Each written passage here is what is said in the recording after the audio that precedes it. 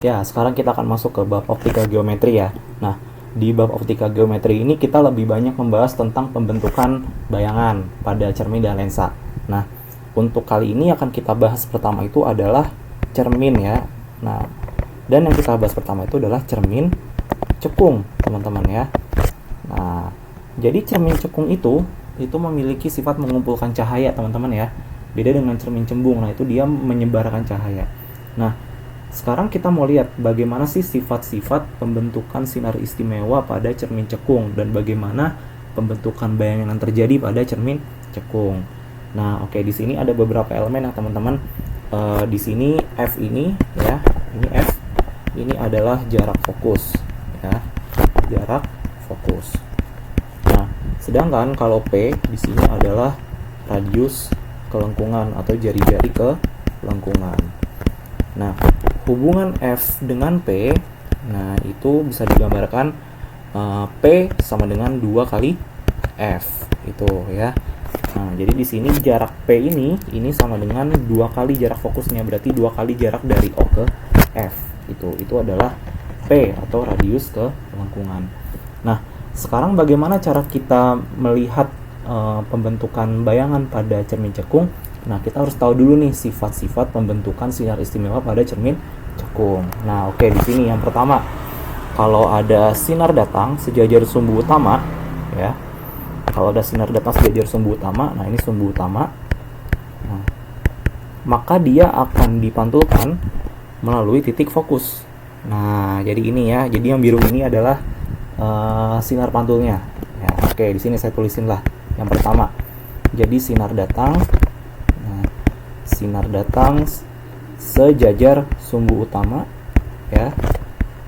Nah, dia akan dipantulkan melalui F atau melalui titik fokus ya. Nah, kemudian yang kedua, kalau misalkan ada sinar yang datang melalui F ya. Kalau misalkan ada sinar datang melalui F, maka dia akan dipantulkan sejajar sumbu utama. Nah, ini adalah sinar yang kedua. Nah, jadi sinar datang melalui F. Nah, dia akan dipantulkan sejajar sumbu utama. Nah, ini adalah sifat yang kedua. Nah, sekarang yang ketiga, kalau misalkan ada sinar yang datang melalui P, ya, kalau misalnya ada sinar datang melalui P, nah, maka dia akan dipantulkan dengan arah yang berlawanan. Nah, jadi dia masih satu garis tapi dia arahnya berlawanan. Nah, yang ketiga berarti sinar datang melalui P. Nah, dia akan dipantulkan dengan arah yang berlawanan. Itu ya. Nah, ini adalah 3 sifat dasar dari sinar istimewa pada cermin cekung. Nah, sekarang kalau misalkan kita ingin menentukan sifat bayangan pada cermin cekung, nah di sini ada sebuah metode yang disebut dengan metode Gauss ya, teman-teman ya. Nah, jadi metode Gauss itu adalah metode penomoran ruang. Nah, di sini dari titik 0 atau pangkalnya dari cermin cekung sampai F, ini kita kasih ruang 1 ya. Dari F sampai P kita kasih ruang ke 2. Sedangkan dari P sampai seterusnya kita namakan ruang ketiga. Sedangkan ruang di belakang cermin itu adalah ruang keempat. Nah, aturan dari metode Gauss itu adalah ruang benda ditambah ruang bayangan.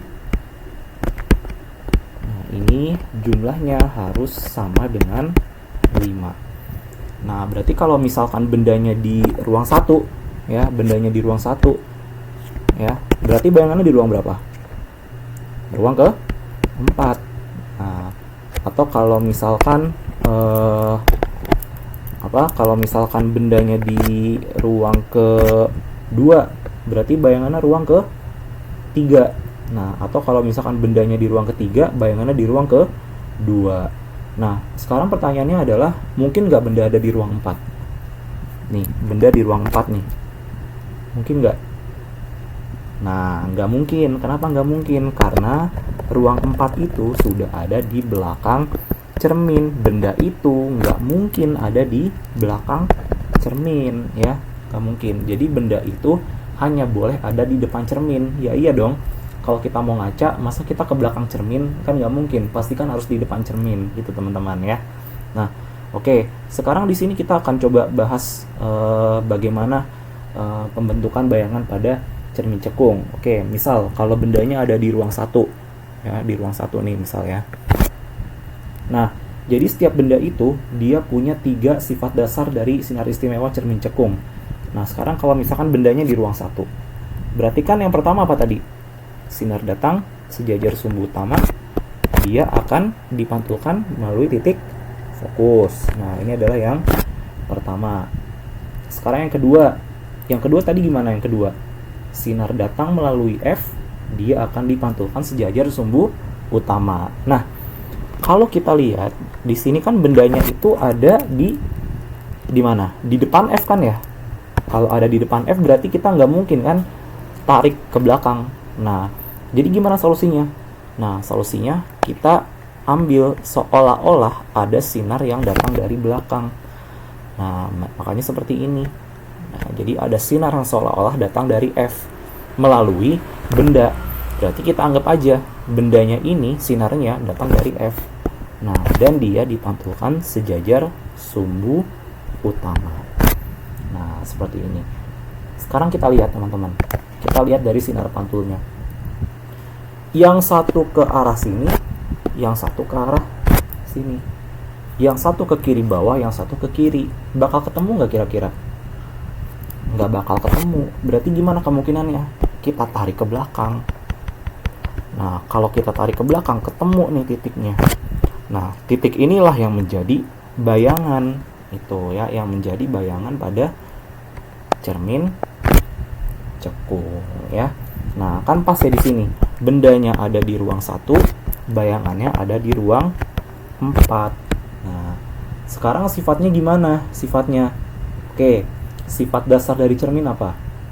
Sifat dasarnya memantulkan kan ya? Kalau memantulkan berarti bayangan yang ideal nah pasti terbentuknya di depan cermin. Kalau di depan cermin berarti bayangannya nyata. Dan kalau di belakang cermin berarti maya. Nah, masalahnya bayangan ini yang panah biru ini di mana? Depan atau belakang? Belakang cermin. Berarti sifatnya apa? Maya. Nah, dia tegak atau terbalik kira-kira? Ya tegak lah ya, karena arahnya ke atas. Kalau kebalik dia ke bawah panahnya. Lebih besar atau lebih kecil? Nah, diperbesar. Nah, ini adalah pembentukan bayangan yang pertama pada cermin cekung. Jadi kalau bendanya di ruang 1 ya, nah, maka bayangannya pasti di ruang ke-4 dan sifatnya pasti maya, tegak, diperbesar. Nah, sekarang kalau misalkan bendanya di ruang 2, berarti di sini ya, saya taruh nih di sini. Nah, berarti gimana? Sama sifat yang pertama gimana? Sifat yang pertama, kalau ada sinar datang sejajar sumbu utama, nah, maka dia akan dipantulkan melalui titik fokus. Nah, ini ya. Sekarang yang kedua, kalau ada sinar datang melalui titik fokus, ya, nah maka dia akan dipantulkan sejajar sumbu utama. Nah, kira-kira ada titik temunya nggak di sini sinar pantulnya? Ada kan ya, yang ini kan? Nah, berarti ini adalah titik temunya. Nah, titik temu dari sinar pantul. Berarti kan pas ya, bendanya ada di ruang 2, bayangan yang ada di ruang ke-3. Nah, di sini bendanya di ruang kedua, bayangannya berada di ruang ke-3. Nah, sifatnya gimana berarti? Dia bayangannya di depan cermin atau belakang cermin? Di depan, berarti gimana? Bayangannya nyata. Nah, terus karena bayangannya panahnya ke bawah, berarti dia terbalik. Nah, dia diperbesar atau diperkecil? Kalau misalnya kita tarik ya, tarik sampai pas titiknya, kan dia lebih besar ya. Nah, berarti dia nyata terbalik, diperbesar. besar. Nah, ini adalah kondisi kalau bendanya ada di ruang kedua. Nah, sekarang kalau bendanya di ruang ketiga. Nah, berarti kan di sini, ya. Nah, gimana? Yang pertama, sinar datang sejajar sumbu utama. Nah, dia akan dipantulkan melalui titik fokus, ya. Ini yang pertama. Sekarang yang kedua, sinar datang melalui titik fokus. Nah, dia akan dipantulkan sejajar sumbu utama. Nah, ada titik temu nggak di sini? Ada kan yang ini? Nah, berarti kita tarik ke bawah nih. Nah, berarti kan ketahuan ya, kalau bendanya ada di ruang ketiga, maka bayangannya berada di ruang kedua. Nah, di sini kalau bendanya ruang 3 ya, maka bayangannya berada di ruang kedua. Sifatnya gimana? Kan bayangannya ada di depan cermin ya, berarti dia nyata. Arah panahnya ke bawah kan, berarti dia terbalik. Dia lebih besar atau lebih kecil? Kalau kalian lihat, diperkecil. Nah, maka ini adalah sifat-sifat pembentukan bayangan pada cermin cekung. Nah, teman-teman udah paham kan? Jadi dari situ kalau teman-teman belajar ya, jadi kalau bendanya ruang 1, bayangannya ruang 4, berarti sifat bayangannya melihat tegak diperbesar. Nah, atau bendanya di ruang 3, berarti bayangan di ruang 2, nyata terbalik diperkecil. Nah, teman-teman ini jangan dihafal ya, tapi coba pahamin teman-teman. Teman-teman pahami dari sifat-sifat dari sinar istimewa pada cermin cekung, terus coba teman-teman terapkan itu di pembentukan bayangan pada cermin cekung. Nah, nanti di video berikutnya kita akan coba membahas pembentukan bayangan pada cermin cembung.